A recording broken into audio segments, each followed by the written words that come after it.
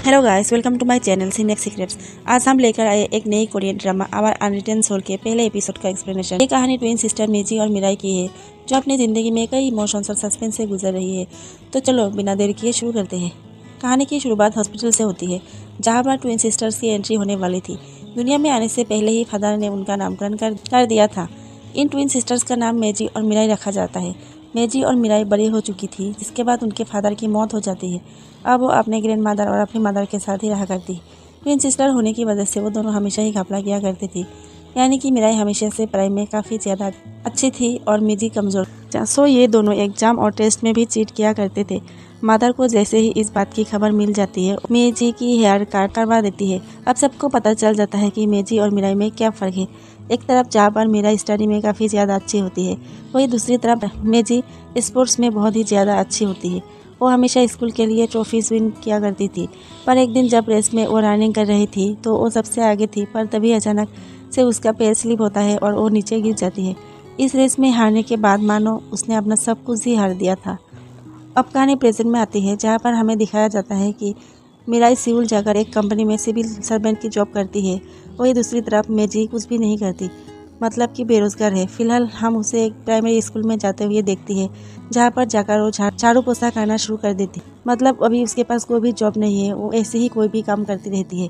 मेजी की मम्मी भी उसी स्कूल में कुक का काम किया करती है। तभी एक लेडी उनसे पूछने लगती है कि वाइस चेयरमैन कैसे अपने बेटे की तारीफ करने लगती है, पर आप कभी भी अपनी बेटी मिराई की तारीफ नहीं करती, जबकि वो बहुत ही अच्छी जॉब कर रही है। मदर उन लोगों को मेजी के बारे में कुछ भी नहीं बताती। तभी वहाँ मेजी आ जाती है, जिसे देखकर मदर बाहर चली जाती है। मेजी को बुरा लगता है कि उसकी मदर उसके बारे में किसी को भी नहीं बताती, जिसके बाद वो वाइस चेयरमैन से मिलने के लिए जाती है, जहाँ पर हमें पता चलता है कि वो किसी और की जगह पर काम कर रही थी। दूसरी तरफ हम हमारे मेन लीड को देखते हैं। हुसू एक बहुत ही अच्छा लॉयर होता है। आज एक केस की हियरिंग होने वाली थी। वो जैसे ही अपने ओपोनेंट को देखता है तो उसके लिप्स को रीड करके कहता है कि उसने विक्टिम को पैसा खिला दिया है। तो जाहिर सी बात है कि जो आई विटनेस है वो तो उसी की साइड बोलेगा। इसके बाद उसके हेड उस केस को पोस्टपोन करवा देते हैं और जा रहा होता है। तभी एक लड़की उसके लिए ड्रिंक लेकर आ रही थी। वो उसे पीछे से आवाज लगाती है, पर वो नहीं सुनता। जैसे ही वो टर्न करता है तो गलती से उस लड़की से टकरा जाती है, जिसके बाद वो ड्रिंक उसके कपड़ों पर गिर जाती है। वो लड़की उससे माफी मांगने लगती है, पर हिसू कह देता है कि इसमें उसी की गलती है। जिसके बाद वो अपने ऑफिस में जाकर कपड़े को चेंज कर लेता है। तभी वो लड़की उसे रिपोर्ट्स भेज देती है और साथ में एक सॉरी नोट भी होता है, जिसे देखकर हिसू उसे साइड कर देता है। पहले हार्ट वाला लेटर उसी लड़की ने लिखा था, जो थोड़ी देर पहले हमारे हुसू से टकरा गई थी। हुसू की कलीग उससे कहती है कि शायद वो लड़की तुम्हें पसंद करती है, तुम्हें उसे ऐसे इग्नोर नहीं करना चाहिए। पर हुसू को इससे एक घंटा फर्क नहीं पड़ता। वो रेडी होने लगता है, क्योंकि आज वो अपनी मदर से मिलने जाने वाला था। विजय अपना काम कर रही होती है, तभी एक बुढ़ा आदमी उसके पास आता है और उसे कहता है कि अब तो तुम्हारे पास कोई भी जॉब नहीं है, तो क्यों ना तुम एक फार्म हाउस में जॉब करो। इसके लिए तुम्हें रिज्यूम बनाना होगा। ये सुनकर विजय मान जाती है। यहाँ वो जब खुद से रिज्यूम बनाने की कोशिश करती है तो वो काफी ज्यादा मुश्किल था। तो वो कहती है कि मैं तो बना नहीं पा रही, पर अगर यहाँ पर मिराई होती तो वो बहुत ही जल्दी ये काम कर देती। अब मिजी अपने घर जाती है तो उसकी मदर कहती है कि तुम्हें भी अपनी बहन की तरह कोई अच्छी जॉब करनी चाहिए।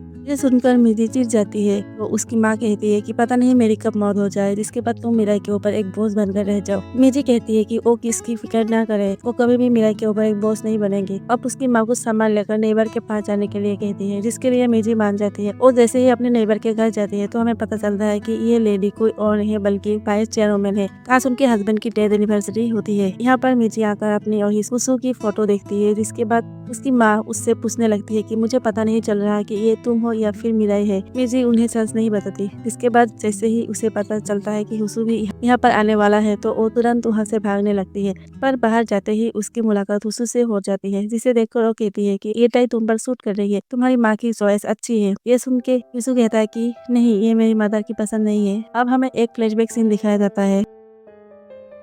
हुसू के लिए एक टाई को सिलेक्ट कर रही थी, तभी उनके पास मिजी आती है और उनकी पसंद करने में हेल्प करती है। इससे साफ जाहिर होता है कि मिजी ने उस टाई को पसंद किया था। अब हुसू उससे मिराई के बारे में पूछने लगता है तो मिजी चिढ़कर वहाँ से चली जाती है और कहती है कि तुम खुद ही उससे क्यों नहीं पूछ लेती। वो इतना रूड बिहेव इसलिए कर रही है क्योंकि हर कोई उससे बस मिराई के बारे में ही पूछता है, उसकी तो कोई बात ही नहीं करता। अब हमें इन दोनों की पहली मुलाकात दिखाई जाती है। मिजी जैसे ही घर से बाहर निकलती है तो वो हुसू को देखती है और उसे स्कूल साथ चलने के लिए कहती है, पर हुसू उससे इग्नोर कर देता है। हुसू को उसका बर्ताव काफ़ी ज़्यादा अजीब लगता है। जिसके बाद स्कूल में हमें दिखाया जाता है कि वो मिजी की ही क्लास में आता है और टीचर बता रहे थे कि वो नया ट्रांसफर स्टूडेंट है। हुसू मिजी से अच्छी से बात नहीं करता। अब हमें दिखाया जाता है कि मिजी जब फुटबॉल खेल रही थी तो बॉल गलती से हुसू के पास चली जाती है, तो वो उसे बॉल पास करने के लिए कहती है, पर हुसू ऐसा नहीं करता। लास्ट में जब मिजी अपना होमवर्क कर रही थी तब उसकी पेन गलती से नीचे गिर जाती है, जहाँ पर वो बार बार हुसू को पेन वापस करने के लिए कह रही होती है, पर वो उसकी बात नहीं सुनता। ये देखकर वो उसके पास गुस्से में चली जाती है और कहती है, क्या तुम पागल हो, क्या तुम बहरे हो, मैं कब से चिल्ला रही हूँ। अब हमें नेक्स्ट सीन घर का दिखाया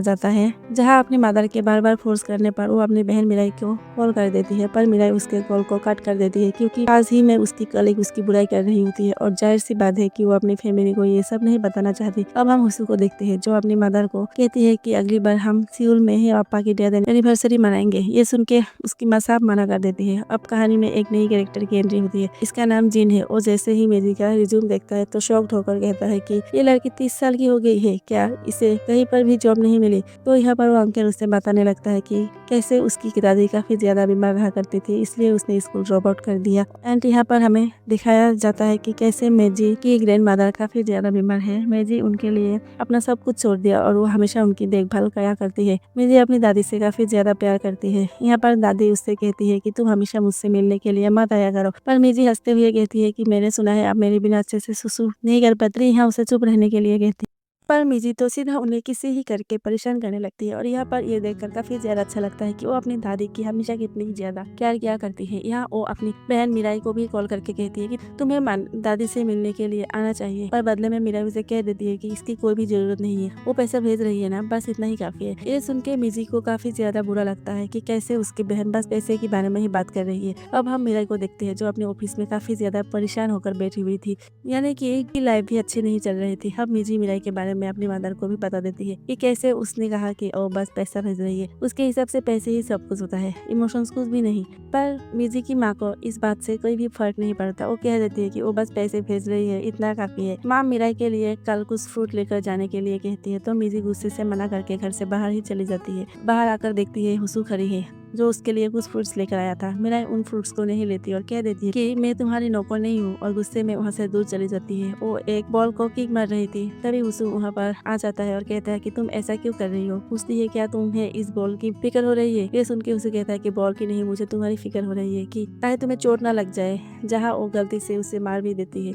जिसके बाद कहानी फिर से पास्ट में जाती है। मिजी के फुटबॉल की वजह से हुसू को चोट लग जाती है, जिसके बाद मिजी भागती हुई उसके पास आती है और उसके हाथ को पकड़ लेती है। यहाँ पर वो दोनों एक दूसरे को देख रही होती है। हुसू वहाँ से दूर चला जाता है और उससे अपने पीछा करने से मना करता है। यहाँ पर मिजी फिर भी उसका पीछा कर रही होती है और उसे हॉस्पिटल चलने के लिए कहती है, पर हुसू नहीं मानता। हुसू चलते चलते ही नीचे गिर जाता है और मिजी से कहता है कि तुम यही चाहती थी ना, देखो मैं पैरालाइज्ड हूँ, अब तुम मुझ पर हंस सकती हो और लोगों को भी बता सकती हो। घर आने के बाद मिराई को भी ये सारी बात आती है, तो मिराई उसे बताने लगती है कि कैसे उसकी एक्सीडेंट हो गया था, जिसके बाद वो इंजर्ड है और उसे कम सुनाई देता है। अब मिजी अपना सर पकड़ लेती है और सोचने लगती है कि उसने बार बार हुसू को बहरा और पता नहीं क्या क्या कह दिया था। अब उसे उन सारी बातों का रिग्रेट हो रहा था। प्रेजेंट में वो हुसू के लिए आइसैक लेकर आई हुई होती है और यहाँ दोनों बैठकर बातें कर रही होती है। यहाँ पर हुसू मिराई के बारे में पूछने लगता है, तो मिजी कहती है कि तुम दोनों सिउल में ही रहते हो, तो फिर तुम दोनों को एक दूसरे से मिल लेना चाहिए ना, तुम मुझसे ये सब क्यों पूछ रहे हो। ये सुनने के बाद हिसू कहता है कि मैं एक बार मिराई से मिला था, पर वो मुझे देखकर भाग गई।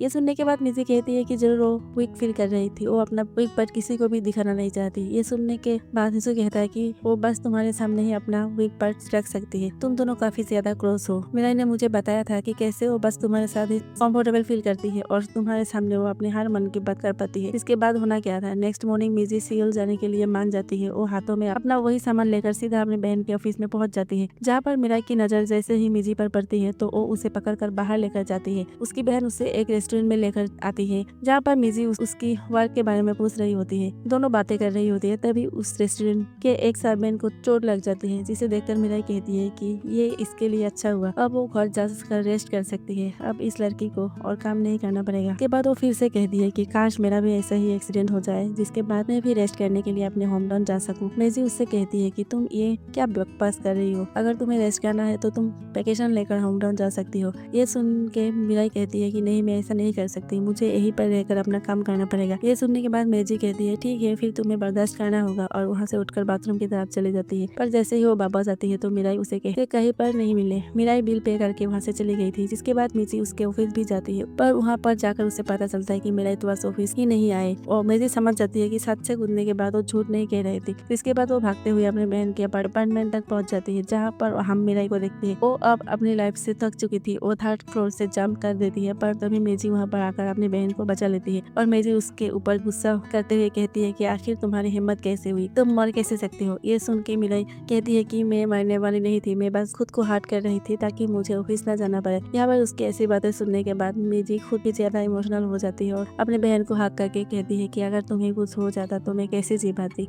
दोनों बहनें गले लगाकर काफी जोर जोर से रोने लगती है। जिसके बाद मिराई मेजी को अपनी लाइफ के बारे में बताने लगती है कि कैसे जब वो पहली बार ऑफिस में आई थी तब उसकी एक फ्रेंड बन गई थी। वो फ्रेंड बहुत अच्छी थी। ऑफिस में सारे लोग काफी ज्यादा उसे बुलिंग किया करते थे, क्योंकि वो दूसरे की मदद करती थी और वो गलत को गलत कहती थी और गलत की साथ कभी नहीं देती थी, इसलिए ऑफिस में सब लोग उसे परेशान किया करते थे। और ये सारी बातें जानने के बाद भी उसकी हिम्मत नहीं हुई कि वो अपने फ्रेंड की कभी मदद कर पाए। एक दिन वो हिम्मत करके अपने शिप के पास जाती है और उन्हें बता देती है कि कैसे ऑफिस में उस लड़की के साथ सब लोग बुलिंग करते हैं।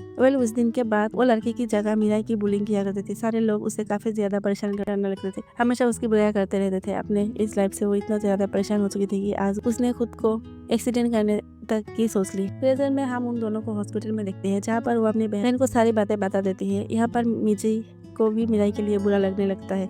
मिराई कहती है कि हमारे ऊपर इतना ज्यादा कर्ज है, मैं जॉब छोड़ भी नहीं सकती, मुझे जॉब करते रहना होगा, वरना हम लोग कभी भी डेब्ट को पे नहीं कर पाएंगे। ये सुनने के बाद मिजी मिराई की तरफ देखने लगती है, जहाँ मिराई उससे पूछती है अब मैं क्या करूँ। यहाँ हमें एक पास्ट का सीन दिखाया जाता है, जहाँ पर मिराई हॉस्पिटल में होती है और मिजी उसके पास ही बैठी हुई थी। तभी मिराई उससे पूछती है कि अब मैं क्या करूँ, मुझे समझ में नहीं आ रहा। अब मिराई ठीक हो चुकी थी और मिजी को वापस होम टाउन जाने के लिए कहती है। यहाँ पर मिजी बस में बैठ जाती है और अपनी बहन से वहाँ से जाते हुए देख रही होती है। यहाँ हमें एक फ्लैशबैक सीन दिखाया जाता है, जहाँ पर कुछ लड़के मिलकर हुसू को परेशान कर रहे थे और तभी मिजी उनके पास जाकर उसकी हेल्प करती है। वहाँ हुसू मिजी की तरफ देखने लगता है। एंड इसी के साथ कहानी फिर से प्रेजेंट में आती है। मिराई मिजी से झूठ कहा था कि अब वो एकदम ठीक है, जिसके बाद हम मिराई को देखते हैं अभी भी काफी ज्यादा परेशान थी और अपनी लाइफ को खत्म करना चाहती थी। मिजी भागते हुए उसके पास आती है और उससे कहती है कि तुम्हें परेशान होने की कोई भी जरूरत नहीं है, हम फिर से वही करेंगे जो हम हमेशा से करते आए हैं, तुम्हें अपनी जॉब छोड़ने की कोई भी जरूरत नहीं, अब से मैं मिराई बनकर तुम्हारी ऑफिस जाऊंगी। जिसके बाद ये दोनों प्रॉमिस कर लेते हैं और इसी के साथ ये एपिसोड खत्म होता है। अगले एपिसोड के लिए मेरे चैनल को सब्सक्राइब करना ना भूले।